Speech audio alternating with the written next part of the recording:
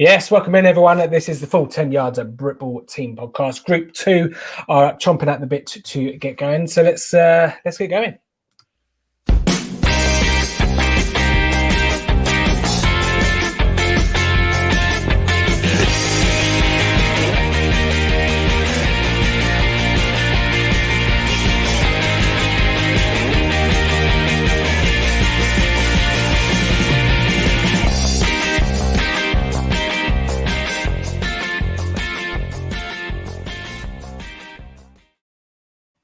Yes, we're welcoming you in for Group 2. If you haven't checked out Group 1 already, I'm not sure why you're starting at 2, but if you want to go back and check out our YouTube or the website, full10yards.com, you can see how Group 1 got on. It was Samwell Steelers, Lancashire Wolverines and Merseyside Nighthawks.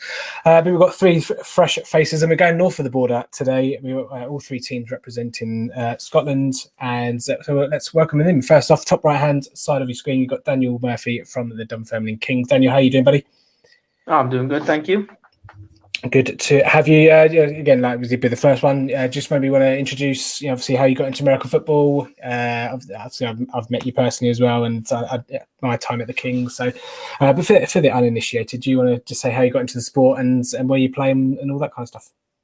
I started off with basically just randomly catching it on TV and sort of getting into it a little bit more and watching it every so often, and then American football movies sort of captured it for me, and then that led into it. And then I just searched local teams, and first of all I found the Hurricanes, and then it led down to the Kings. What film was your favourite film?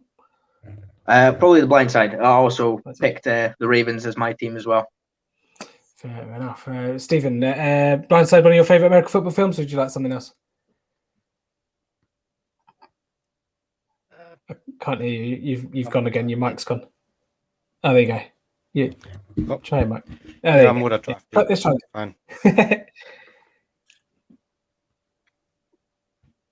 God, I'll say it again. Sorry, Steve. I don't know if your mic's a bit dodgy, but just what's your favorite American football film? Probably Draft Day. Draft Day. Very good, not too bad. Steve, obviously, I met you as well in person. What was it? I can't remember what it's called. Is it Livingston Lightning now? And all the way a couple of years ago. But obviously, yeah, you've had a couple of teams and more than a couple of years in the sport. How did you get into American football, and where are you now?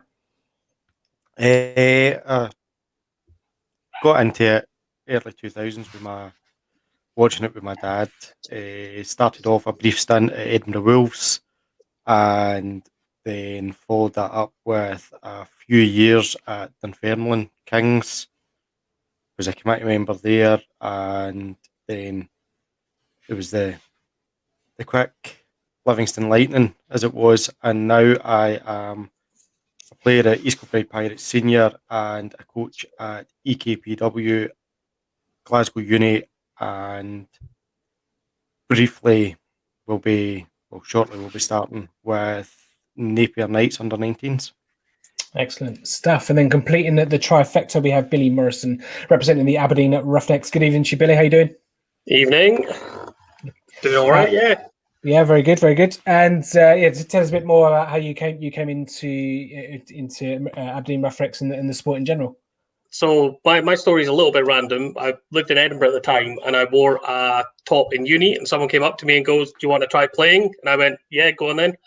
Spent 4 years with the Wolves, a couple of years with the Wildcats, then down in Dundee, where I was one of Dan's coaches, actually. And then I've been at one session with the Roughnecks before somebody put me forward for this. I remember on the Facebook group. Yeah. Thanks, Dougie. Yeah, absolutely. When I say it's not just £100 donation you're playing for today, chaps, it's obviously the pride of Scotland as well. You just hold your heads just that little bit higher, celebrating being king of the North, as it were. But don't forget, obviously, this is all for Britball. The reason we are doing this is that we want to grow the sport here at the full 10 yards, and £100 donation is not the biggest of donations, but it's a bit of fun, bit of content, and bringing the Britball community together.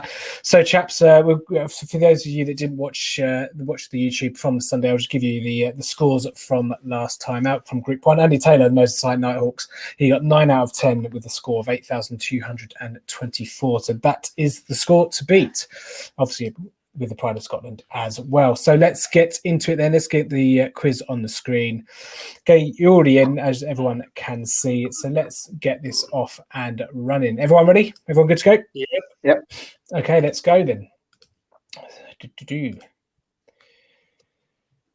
Group 2, off and running. Let's put your things up there as well. There we go. 3, 2, and 1. Question 1.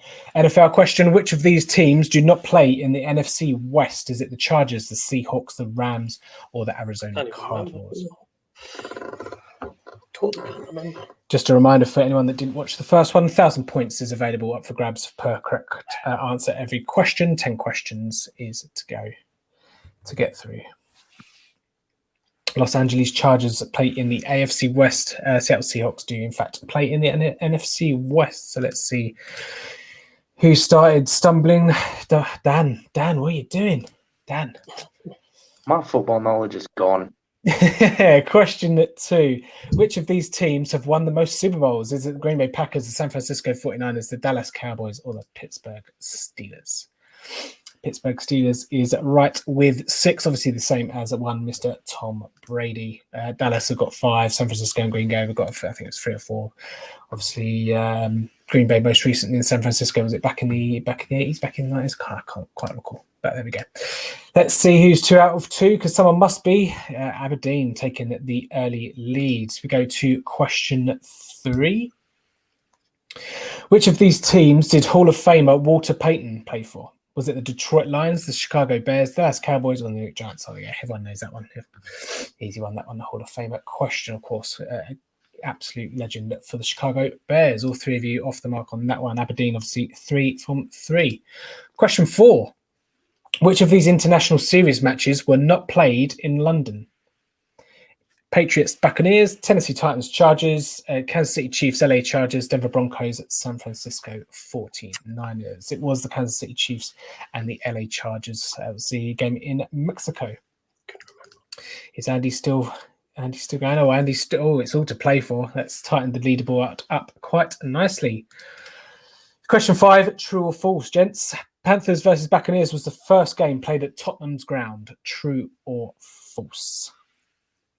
It was indeed false. The first one was Chicago versus the Las Vegas Raiders. I think they were Oakland at the time.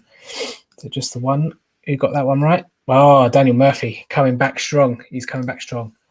Question 6. Britball questions. Which team's logo is this? Kings Lynn Patriots, East Kilbride Pirates. It's not that one. Obviously, Notley Raiders and the Ipswich Cardinals.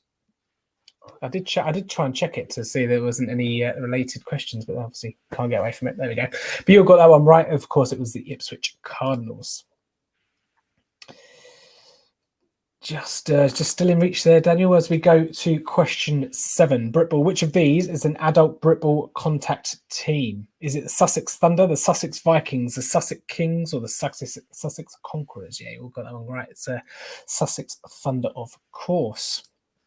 So nip and tuck all the way here. Still just one question in it as we move to question 8. True or false? The Bristol Apache are a women's adult contact team. True or false? Oh, you got that.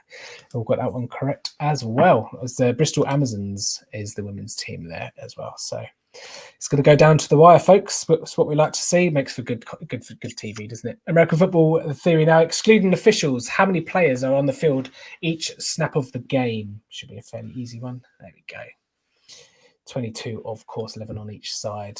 I think I made these ones a bit too easy as well, but never mind. As we head into the final question, it's either each one of you can still win it. So good luck to you, all 3 of you. It's a true or false question. Intentional grounding penalty results in a loss of down. True or false? You got that all right as well. Very good indeed. Of course it does. So there we have it. Here is your podium. very hotly contested. Aberdeen coming in third there, 8 out of 10. Same with Vity, scored by Pirates. Daniel Murphy, 9 out of 10. Got the first one wrong, Dan, and coming back strong. They must be delighted. Definitely not panicking the rest of the way. Don't need the grief off the team. Yeah, absolutely. Wow, this is it. But eight. So was that 8-3, 8-3-7-8? Was that enough? Let's have a quick look. 8-3. You are indeed just beaten at nipping Andy Taylor there. So you are currently in the lead out of 6. We are through the halfway point. Commiserations, obviously, to Billy and Stephen. Obviously, 8 out of 10. Not to be sniffed at, but just not quite successful as Dan there. But yeah, thanks to obviously folks for joining us. Obviously, we are doing this for the game, and so if you are any of you guys out there listening or watching are interested in college football, don't forget that we, again, to help raise funds for the British game, we have a college draft guide out, which is $5.99 for digital copy, and the physical copies, which all should be, for those of you that have ordered already, should be in through your letterboxes.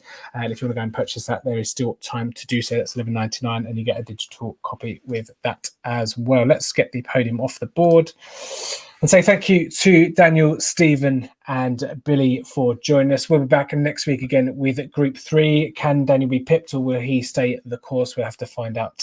You'll have to find out next week. So in the meantime, keep those eyes peeled, and we do this #for the game.